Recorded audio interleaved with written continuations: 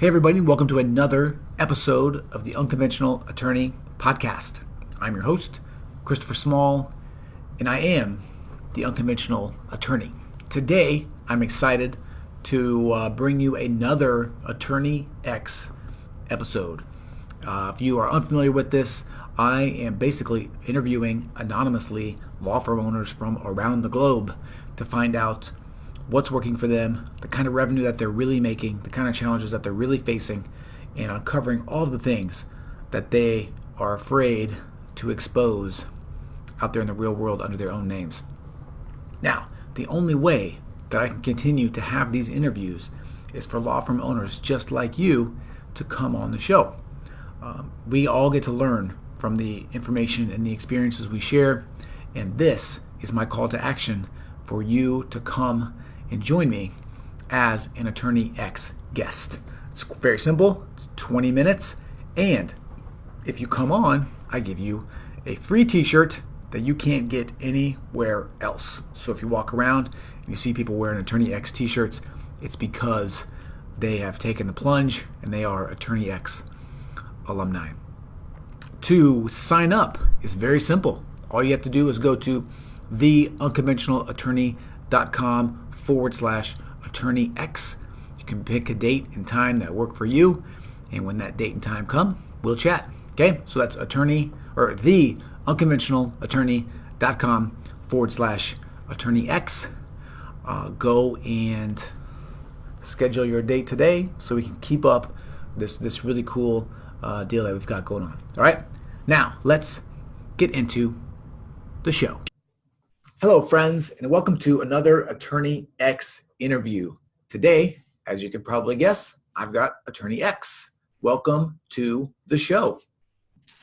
Hi, Chris. Thanks for having me here. Yeah, thank you for coming. This is actually take two, by the way, for all of you that don't even know, because I am an idiot. I can't hit the record button. So I'm happy to have you back here again. For everyone else, it's take one, but for our take two, so I really appreciate that. No problem. I feel a little bit like the unknown comedian. Used to be on the Gong Show. They wear like a big paper bag over their head. Oh, nice. I don't know if I'm dating myself with that reference, but yeah, like a mystery attorney. That's right. That's the whole idea. That's the whole point. So that's what makes it fun. As a reminder to you and the audience, I ask the same questions to every guest on every show and promise anonymity so we can get the raw truth about your law firm. The goal is for all of us to learn from each other by sharing what's really happening inside our firms. You ready to go? I am. All right, let's get into the show. Question number one, how old are you? I am 46. And are you married? I am. Do you have kids? I do. How many do you have, and how old are they? I have two boys. I have one who is 10 and another who is 3.5. Okay, awesome. How long have you been practicing law? I've been practicing law for 20 years. Okay, and how'd you get into it? Like, what's the story behind that? So I started off as a prosecuting attorney after law school. No, I want to go back farther. How did you pick to be a lawyer? Like, did you know you wanted to be a lawyer your whole life? Like, how'd you even get to the law? Right. Yeah, I told you this story before, and now it's starting to come back to me again. But basically, when I was growing up, my folks were big Perry Mason fans. They would watch like all the TV shows and the made-for-TV movies. They would also read all the Earl Stanley Gardner novels with Perry Mason. And so when I was a young kid, when I was impressionable, I always thought that it was cool to be a trial lawyer, and specifically to be a criminal trial lawyer and to be a defense lawyer. So I think that I always was always interested in doing that, pursuing that someday. And even in junior high, like we had a mock trial thing that we did, and I was the defense attorney, and I got my clients off. Nice. in a mock trial in seventh grade, or like seventh or eighth grade. So I always figured that when it was time to make a living, that was something that I kind of wanted to do, was to be a Perry Mason type. That's awesome, man. I can't. It's I think it's rare that you find people that do that. Go all the way through, like sort of want to do something and go all the way through. It's kind of crazy. Um, all right, and then and then tell your sort of tell your story to getting to here, right? I mean, started as a prosecutor's office, then what? Went on your own. Yeah. So after law school, I knew that I wanted to be a criminal defense attorney, and so I was recruited by a prosecuting agency that was in a non-metropolitan area. So I moved to kind of a rural town and was a prosecutor in the county. I'm curious. Did you tell them that you wanted to be a criminal defense attorney, like in your interview? No, not at all. No, no, I didn't say that, but That's I awesome. was I was interested in working with the prosecution because I kind of knew then that, and I had interned. I think I did an internship with the public defender during law school, and I kind of knew that being a public defender was kind of a thankless job, and it's really kind of hard. I mean, it's hard work. So I respect everything that the public defenders do, but I kind of figured that when I was going to start out, that I should be a prosecutor, and that there's a lot of cachet that comes with being a prosecutor. And I figured that was probably the good way to go if I wanted to learn the ropes about being in the criminal justice system. So Love it. basically, after law school, there was like a recruitment fair at the law school. I was looking to find a job, and I got this interview with this agency, and worked for them for mostly 6 years. There was a year where I took a break and moved back to the big city and did some civil litigation, but for the most part, I did like 6 years of being a prosecutor. And then in 2007, um, with some encouragement from one of my defense attorney friends, they encouraged me to go out on my own, which is something that I always wanted to do. Was, I guess, like I said, to be a defense attorney and then to own my own little law firm like Perry Mason. Yep. I essentially went out on my own back in 2007. Okay. Awesome. Was there any sort of seminal moment that made you decide like now was the time to make that leap? Was there or was like how did you make that decision from all right, now's the time? Well, I moved back to this, non-metropolitan area. I like to call it non-metropolitan area instead of rural, Right. because just because it's not a big city doesn't mean there's no people there. But anyways, I made this conscious decision to move back to this area. I kind of knew that when the opportunity came, that would be a market that didn't have a lot of other attorneys. And I went back to working for the prosecution. And after a couple of years, I kind of felt like it was starting to be a time to change. So, like I tried to start networking outside of working in the government agency. I started participating in the local bar and did some positions in office there. And one of my friends, who was a criminal defense attorney, he was moving. He wanted to move to a different state. He wanted to move across the country, and he kind of needed local counsel to help him transition with that move. So he really encouraged me. Like, he kind of gave me the final push and kind of allowed me to take that leap of faith, because he kind of helped me mentor me to be a defense attorney. He helped me out with some financial support. We shared some cases, just to kind of, gave me a little bit of training wheels so I could go out on my own. And that was kind of the final encouragement that I had to go out on my own. Got it.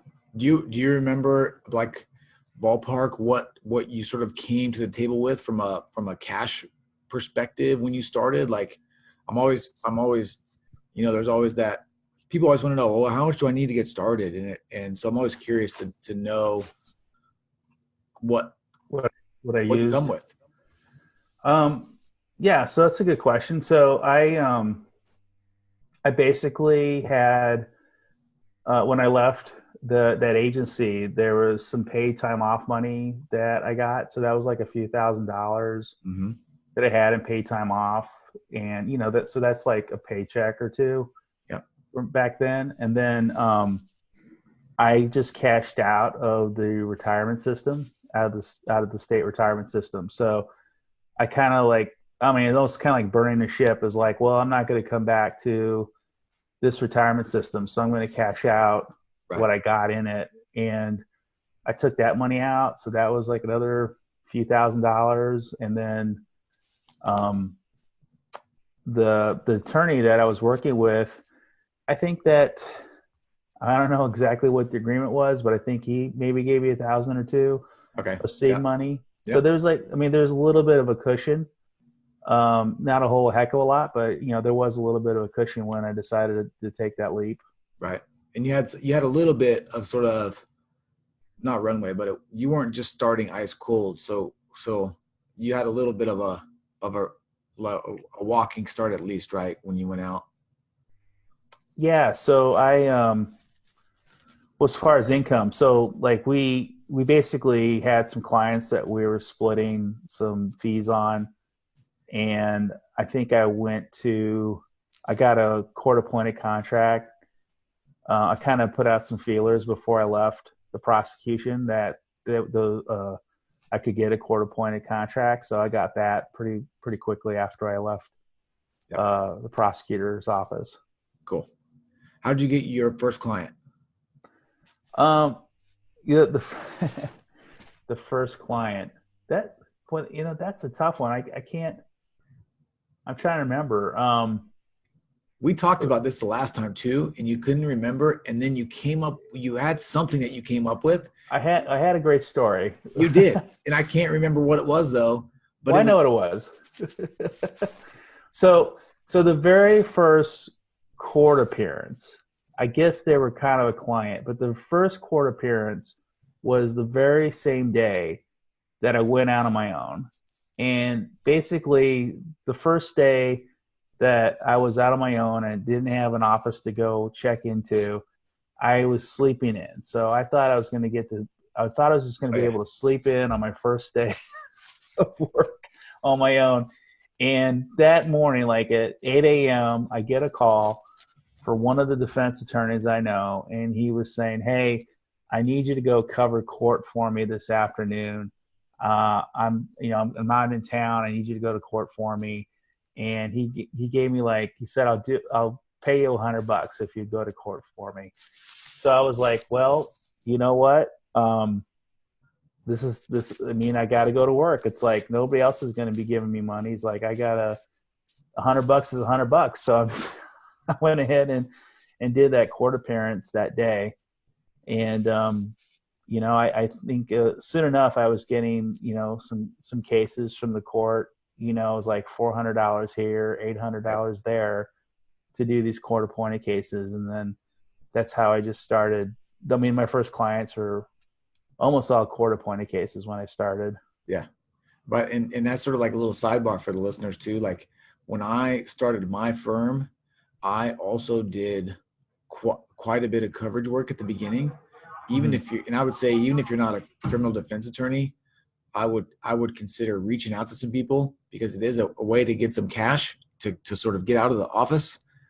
Typically, they're not going to throw you into anything that you can't handle anyway, and it's a good way to just sort of get out there while you're just sort of waiting. Right. Yeah. I mean, like I said, $100 is $100, Yep. and you're not going to get a regular paycheck, and you just got to start doing it and hustling for yourself. And I was like, I better just get out of bed and just go do this. That's right. That's So, awesome. Love it. Okay. Hey, all right. So switching gears a little bit, do you work out of your home or a traditional office? so yeah, so we talked about this a little bit. I work at home, and the reason why I work at home is that I live in another state from where my practice is at. So I actually I live about 1,800 miles on the East Coast. In my office, my criminal practice is on the West Coast. Yeah, that's so crazy. I was so, this is fascinating to me and I love it. I'm curious about a couple of different things with regard to this, even some of the things I didn't ask the last time. One of the things that I, so one of the, okay, so okay, before we get there, what is the size of your firm and like who's in it? Like attorneys, paralegals, admin, like what does just the makeup look like? So currently, my firm has three full-time attorneys that do all the court appearances and do all the legal work. I have two paralegals that support those attorneys. I have an in-house intake receptionist and a intake specialist slash administrative assistant office manager that works with me directly.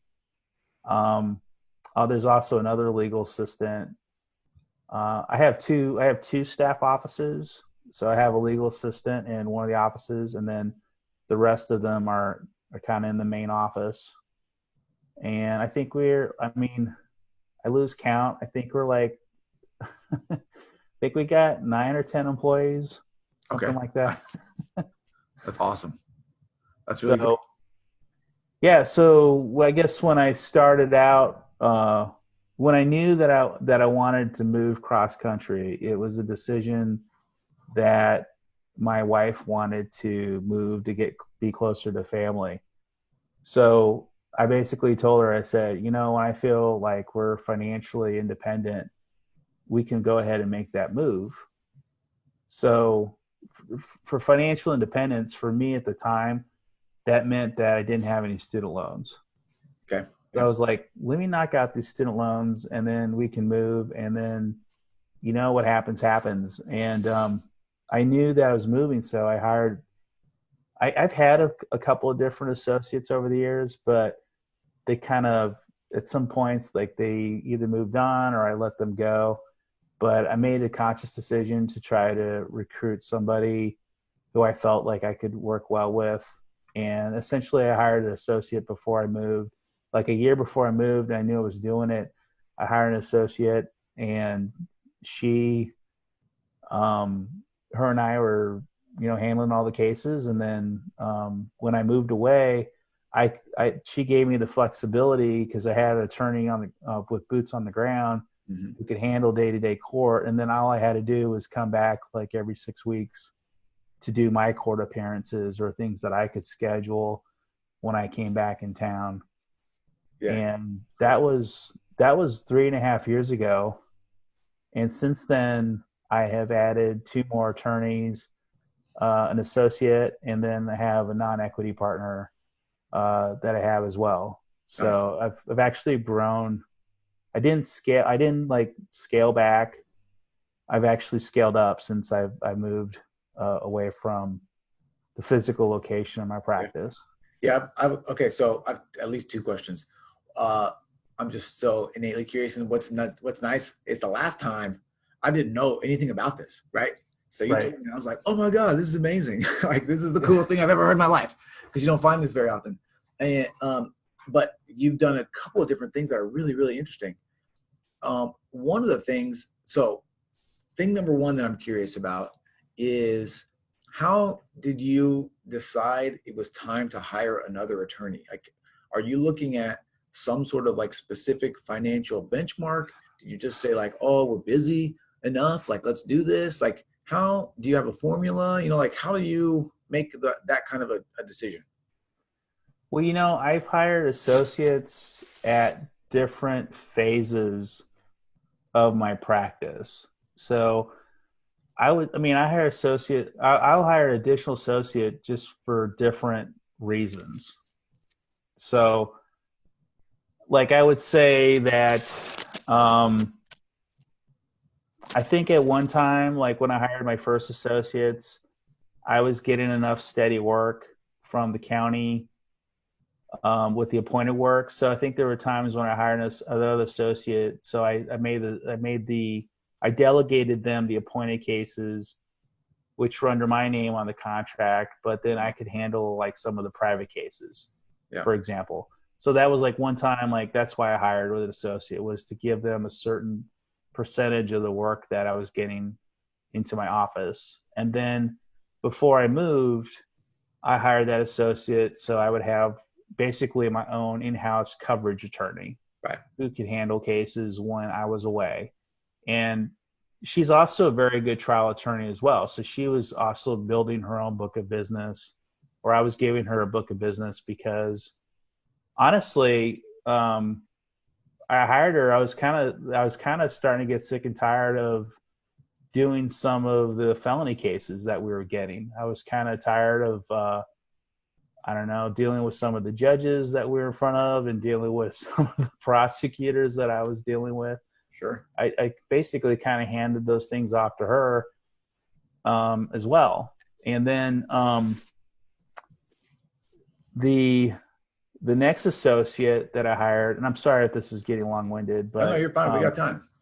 yeah, so the next associate that I hired, essentially what happened was I was traveling back and forth from the East Coast to the West Coast, and there was one time where I showed up to the airport after a very long flight, and part of me was like, I'm kind of tired of doing this. I'm kind of tired of being away from my family for a week at a time, and sometimes flying across country can really kick your butt.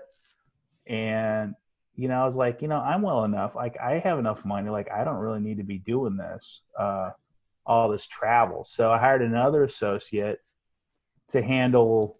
I mean, just to start to handle more of the caseloads that I was doing. And then Right. this last hire, I hired an associate because we expanded into a new market, and I kind of acquired his practice. Got it. So we expanded essentially our marketplace and the cases that were taken. So I knew that we would have there was enough work in cases to handle that expansion. Yeah, that's awesome. The Kind of long-winded, but no, it's perfect. I mean, gosh, look, I'll take all the explanation you want to give. yeah. So there's not like, I don't have like a formula, and there's not like a graph chart or anything, but it's like, I don't know. I just like, I make these strategic decisions about my practice, and I figure out if there's going to be enough business to support it, Right. For whatever that decision is, whatever the business decision is. And then I just go ahead and, make the hire. Right. Yep. What the how do you manage everything from a distance? And I'm looking for what I'm curious about sort of is like more literal sort of strategic tactical things. Like, do you guys have like meetings every week on the phone, like via video, or like how do you, or do you like one of the nice things about attorneys is typically once you know that they know what they're doing, they can sort of run with the ball, a lot. Right. But how do you, but there's still, for me at least, like that element of, like I have a certain philosophy and a way that I want to approach the way that we handle our clients, and how do you make sure that people are being nice or whatever, whatever that means. How do you do that? Like, how do you keep your Well, finger on the pulse of the firm? yeah, that's a good question. And I have a lot of things to say about that. But Chris, I've been listening to you for many years, and I've been following you for many years. And I remember that you mentioned something on one of these podcasts that you were interviewed on. It was like the entrepreneurial attorney or something, Yeah. and you shared something. You said something that you use Slack in your office, and we use something. I think it's very similar to Slack, even though I've never been a Slack user. But we use Google Chat Yeah. in our office. So with Google Chat, it's not just an instant message thing. It's you can kind of create different rooms, and you can have like an office wide room. You can have a room, for devoted to certain cases. You could have I have rooms based on intake. I have rooms based on different branch offices. And you basically my firm, what we do is we basically are instant messaging each other like all day long. And it's kind of funny because like when I go back every few months or so and I'm in the office, it's like I never left. It's just like, hey, what's up? I was just talking to you yesterday, and what about that case? Like it's kind of like we don't skip a beat, even though I'm far away. It's like, Yep.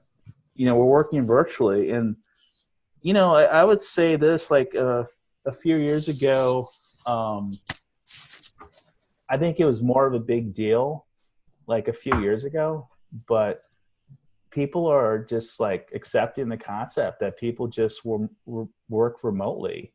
And I mean, I'm in a managerial situation, so that's kind of different, but yeah, I think people are just getting more and more used to the concept. And I mean, when I left, it was kind of funny. Like I put up a Nest thermostat in my hallway so that people wouldn't leave a thermostat running all the time, and I put a video camera in the lobby so I could see like who was coming and going. But I made these hires with these attorneys, and I've known a lot. My senior attorneys, like I've known for like 10, 20 years. Like I worked with them before, and I known them, so I know what their style is as far as lawyering. And then my associate, I gave him an assignment one time. I said, "Hey, write the sentencing memorandum for this client." So he wrote the sentencing memorandum, and he's like a really good legal writer. And I read that sentencing memorandum, and I just knew then, I was like, you got this. Like, you can handle these cases. And I just gave him like my whole caseload. I'm like, here you go. Here's my caseload. Just run with it. It's like, you're not going to screw it up, because I know you know how to write, and I know you know how to advocate orally in court. So it's like, just do it. I just gave him my whole caseload at that point, and then I moved on and gave myself other things to work on for the firm. Yeah, that's awesome. And I would imagine as you started to see that people could actually do what you wanted them to do, it became easier and easier to sort of delegate those roles and those duties to other people. I'm sure. Right. Yep. Cool. Okay, let's see. Okay.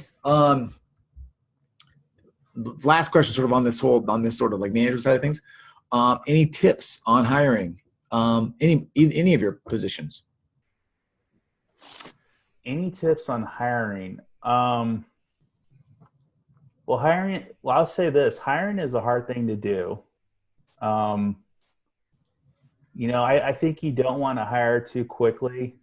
I think that you want to take your time when it comes with hiring. And what I've done, I'll be straightforward. I mean, I usually put out ads like on Indeed or some help wanted things online. But I think my success for my firm with the talent that we have is like basically I recruited people that I knew, that I work with in the justice system. And when there are people that I wanted to hire, I would just go out there and I would recruit them hard, and then I would compensate them for what they're worth. And I think that has been part of the secret for my firm's success, is that we don't get chintzy on the payroll, and we go ahead and recruit. We end up recruiting the people that we want to have on our team, that we think is going to be a good fit. Because ultimately that's what's important, is that I think is important, is that you have all your team members are a good fit with each other. Yeah. Yeah. And I lied. I have one more question I'm curious about. And for this one, I actually don't care about specific numbers, but just sort of generally how you do it. With compensation for like the attorneys and stuff, do you have some sort of like salary with bonus structure built in based on people they sign up or based on firm revenue? Like how do you sort of manage that? People want to get paid, but you also have to manage cash flow, that kind of a thing. Like, Well, I made a decision. To,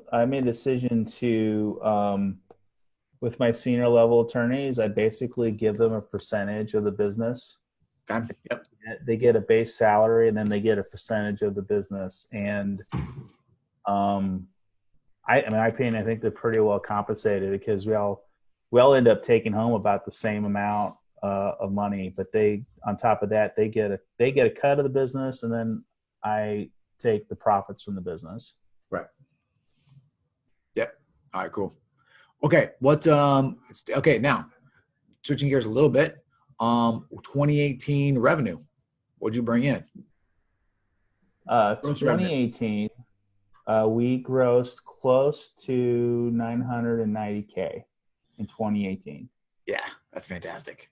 I remember this obviously because I was like, wow, that's good, man. That's cool. Because so that was in 2018, and then 2019. Because my goal in 2018 was like, I want to hit 1 million. Like that was my goal. It's like, okay, we got to do 83K this month, right? If we're going to get to that $1 million mark, and that meant we had to sign this much business every day to get to that point. And then this year, I made the goal. I was like, because I added another attorney, I said, well, this year we got to get to 1.2 million. And so far, we're on track for that. We hit that $1 million mark right at the end, right just after the end of the third quarter. Mm-hmm. And what keeps us on track is like we have to sign up $5,000 of business a day every weekday, right? We had to sign up 25,000 every week, to hit this goal. So that's what kind of keeps our intake team on task, is like we have a financial goal every day to sign up. So this year we're gonna do more. We're gonna do north of 1.2 million. That's awesome. Is the intake team, what's that process like? Somebody calls the office, or do they offer sort of like a fee right there? Do they set it up for it to talk to a lawyer? Like how's that flow?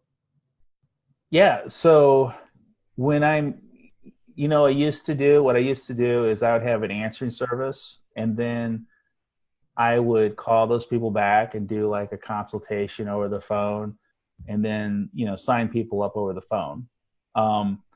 This year I tried to improve my intake process, and I got some tips and some advice from some other attorneys and another attorney group that I'm in.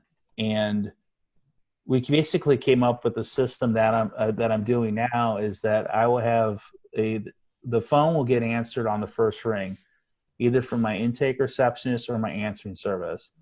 And then once those people get screened out to see if they qualify, then an intake specialist will call them back and give them the quote for our services. And then only after they pay our retainer, then they'll get set up to talk to an attorney, after they pay the retainer. And if that meeting with the attorney doesn't go well, or they're not satisfied, then we'll refund their money 100%. But nobody talks to an attorney until the retainer gets paid. And that's interesting. It's crazy because, the conversion rates, I think the conversion rates are better. I'm not wasting my time doing consultations that were just sucking up a lot of my time. It weeds out a lot of people that are tire kickers or looking for free advice. Yep. Now when I do, let's say like I reach out to people and do a consultation, like, it's dreadful. It's like really hard for me to do consultations anymore. That's awesome. So this process has been great. I mean, we've had some record revenues since we implemented it, and sometimes you got to acknowledge that you might not be the best at something, and it's okay to let other people do it. And I think I was holding on to, I just had this fallacy that I was the best person to do these consultations, and I'm not. And I'm not the best salesperson. So, I just kind of had to suck up that pride and just realize that it probably was better to have somebody else do it that we trained up that can do the consultations and sign up the business. Yeah. I think it's also super interesting and enlightening and important to remember that just because there's somebody or an industry has been doing something one way for a long time doesn't mean that that's the only way or that it's the best way, right? Because there's opportunity there in trying something new to have your cake and eat it too. I've kind of challenged that a little bit, Chris. Like, I don't know how you did it back in the day at Emerald City Law Firm, but how do we know like what other attorneys are doing? Like, I don't know. I don't secret shop attorneys and pretend that I'm a drunk driver and that I'm right. a lawyer. Like, I never did that either. Like, how do you know? Like, how do we really all know how other attorneys sign up clients? Yeah, all I know is, I sort of know a little bit more because I get the opportunity to have conversations with law firm owners, probably in a way that a lot of people don't, because I do a lot of one-on-one coaching and stuff like that. So I get to see and hear a little bit more. But you're right, 100%. And nobody tells what they're doing. Yeah. So I mean, but I basically had the notion that, well, someone calls up and then an attorney calls them back and talks to them about their problem and answers some of the legal questions, and then hopefully that client will be like, oh yeah, here's all my money, let me sign up.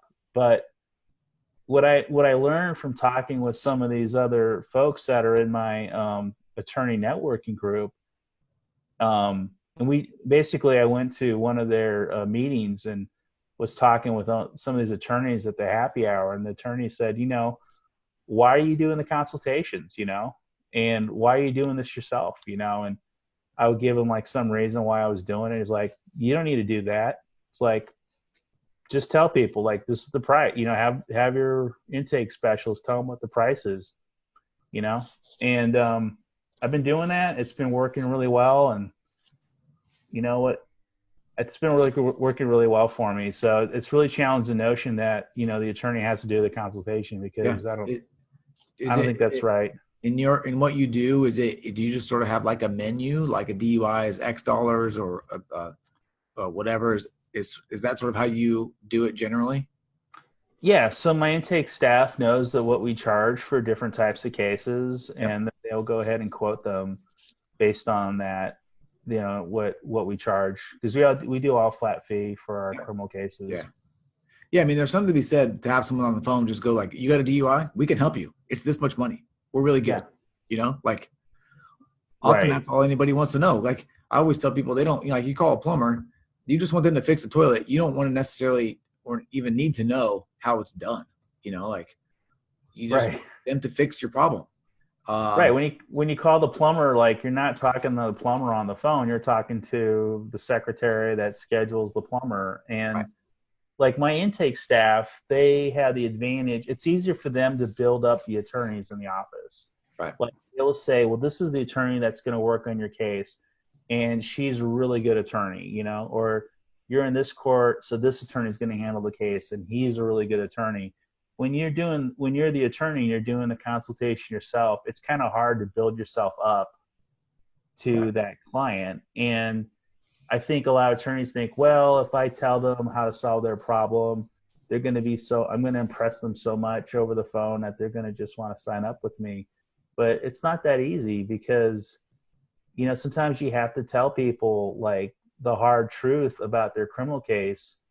And that can turns off, a lot of people get turned off by that. And they're like, well, let me just call the next attorney who's going to tell me what I want to hear. Right. then you end up wasting your time because you're giving out this free advice to people and they don't even really appreciate it when you talk to them. Yeah. Yeah. It's interesting, man. It's All right. crazy. What's I'm that? sorry. I know I talked for an hour about this process, but it's been working for me. Yeah, no, I love it, man. It's all because it's different. You know, you're doing a lot of things differently than a lot of people do, which is cool and very well, right? So Yeah, I mean, I think it's going pretty good. yeah, it's going great. I mean, it's interesting. You know, it's always there's just so many different ways to do it. You know, like you decided, oh, I want to live across the country. I'm just going to do that and figure it out, and you did. And I think a lot of people, if nothing else, like it's a great lesson on just being able to say. So this is what I preach all the time. This is why I love what you do, because I always talk about, like, you know, you own your business to be able to live the life that you want, right? To be able to do the things that you want that are important to you, and not create this business that sort of runs you. And for you to say, hey, you know, like, I want to live someplace different, and make your business do that for you, is the way that everybody should approach their business. You know, it's not always easy, but and it may be kind of scary sometimes, but that's the way it should be. You know, and it's like so much more fun that way when you can do that. Definitely. Yeah, it's crazy. All right, let's see. Okay, so switching gears again, where do most of your clients come from? The internet. Is that, yeah, that's fine. That's you know, The internet. And basically when I say the internet, I'm talking about SEO. I'm talking about content, blogging. I'm talking about pay-per-click ads. Yeah, I'm talking about online directories, some free, some paid. So I mean, we have good word of mouth, and we have some clients that spread the word about us, and I think we have a good reputation in court, and I think that generates some clients. But most of our effort is on getting internet clients. yeah. I'm curious. Do you have a target price per client that you try to hit? Like, you know, like we want to spend $200 per client on average, like over our entire sort of marketing budget. Do you have sort of an idea of where you try to land on that? On like a cost per lead Yeah. basis. Yeah, more like less cost. I'm looking, yes, cost per lead, but I'm looking even more like cost per client, which is obviously going to be more than the cost per for a lead. Have you said that, or do you just figure cost per lead is good enough because as long as that number's good, everything else is good? um well, Chris, I'm embarrassed. Like I honestly, I don't know. Like, I don't know what it costs to represent a client, like what it costs my firm to represent a client, or what the cost per lead is. I what I try to do is I've tried to do this past year is I've been really conscious about what type of clients that we sign up, and we've made a conscious decision to try to sign up like DUI cases and drug cases, and then more specifically like drug trafficking cases. And what I figured out is that those clients are the most cost efficient type of cases to get resolved, because there's not that many variables in those cases. They're pretty straightforward, and there's no X factors in those cases, Right. and there's no like victims in those cases. So they're very profitable cases Yeah. because of that. The repeat. And yeah, they're repeatable. The processes are repeatable. Yeah. There's not a whole bunch of fires going on at 4 p.m. every day about a Right. case. Yep. So that's been the thing that I've focused on this past year on our way to get to 1.2 million, is that I've been trying to focus on which type of cases are are the most profitable. So what that means is when I try to develop content for my website or the way I lay out my website, I try to maximize for those type of cases. When we do intake, we have two buckets. We have like a high priority bucket and we have a low priority bucket. So any DUI case and any drug trafficking case is going to go in that high priority bucket. And those are the first people that we get back to right away. And then everything else is like a lower priority that we get back to. So I don't have like a magical number, but I do know that those cases are the most profitable. Right. And those are the cases that we try to target. Yep. Love it. That's my secret sauce. And that's like the good stuff. And if anybody, I think it's a game changer. And if, that's my good stuff right there. Right. I'm telling you. It is. I mean, yeah. Look, picking. You're 100% right, though. Right. Figuring out what. So that's my gift. That's my gift to all your listeners, to all the smart criminal attorneys that are listening. I don't know, get victimless crime case. No doubt. Hey, that's what, when I was doing it, all I really did was DUIs almost, because they're simple. Or I also would do like those ones where you could get a diversion pretty easily, right? No criminal history, like a petty theft or something stupid, that you're just, you just get a slap on the wrist, you do some community service or something, and it gets dismissed. Super easy to negotiate, super easy to handle. Again, victimless, so you don't have to worry about any of that kind of stuff. But yeah, you're right. It's awesome. It's a great way to approach your business too, All right, let's see, where are we? Oh, okay. What's your biggest challenge right now?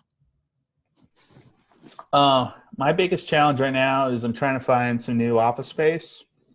I've been in my home office for like 7 years, and I kind of want to find a new space that I own and can accommodate the growth, because we've had so much growth the last few years. Like, none of my attorneys work inside the office. Like, they're all working remotely. Only the support staff and intake staff are actually in the physical office. And I'm also looking to grow. So I'm trying to, look at recruiting another attorney and trying to crack into some other markets and some different geographic areas. Love it. Yeah. So your goal for expansion is more markets, right? Not more practice areas, I'm guessing. Right. Yeah. So I'm sticking with the criminal because that's what I know. And, I did some civil back in the day, and that just gave me like the biggest stress balls. Yeah. Well, and you have a repeatable process, right? I mean, your ads and everything that you're doing is probably going to work in the next spot.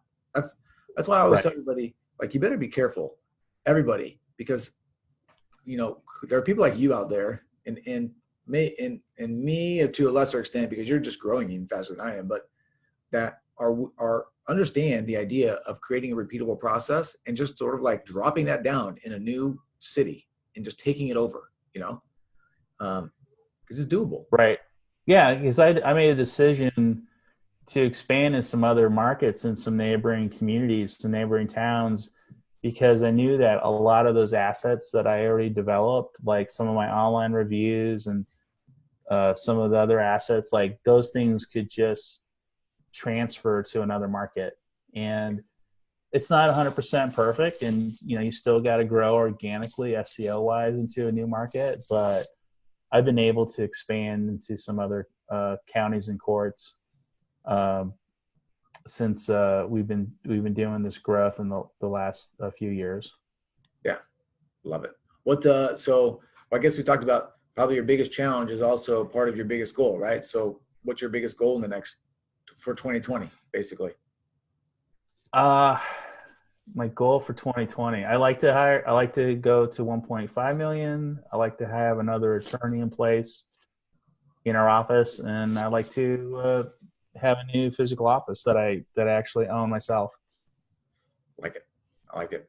A new physical office that I'll own, but I'll never work in. Right. Those are the best kind, in a way, right? It'd be crazy. More assets, more things. That's cool. Okay, so now we're going to get a little philosophical with these last two questions.